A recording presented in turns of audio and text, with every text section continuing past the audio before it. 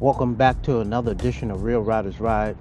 Of course, I am the spoiler, and today I want to talk to you about rider satisfaction with the 1100 Rebel.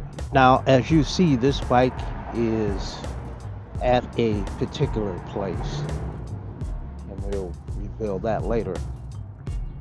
But it's time to move it on down the road.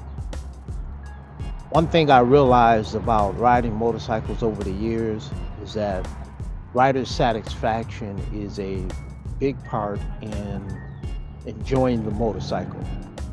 And while this bike was bought for a number of reasons, I never really got rider satisfaction out of it.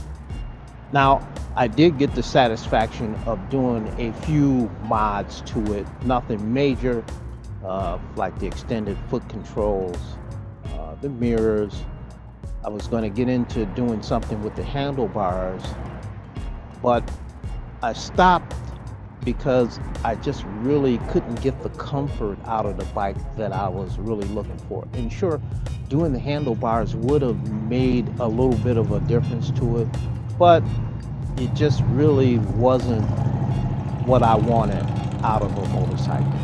So I decided to move it on down the road, and the next owner can enjoy the start of what I did modification wise. And yes, the Rebel 1100 has a number of places that do aftermarket support and aftermarket parts for it.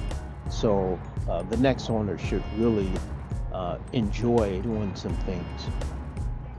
One thing I didn't like about this bike, which I mentioned earlier, was the actual comfort to it. The seating position was a little odd, and a lot of people talk about it.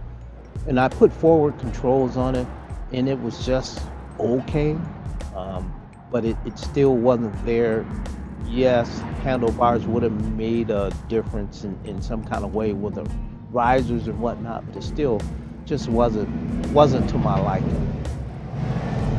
The other thing I didn't enjoy about the bike was I like the concept of the DCT, but I think on this model is not as smooth as, you say, a premium bike like the Gold Wing or the other bike that they have, the African Twin.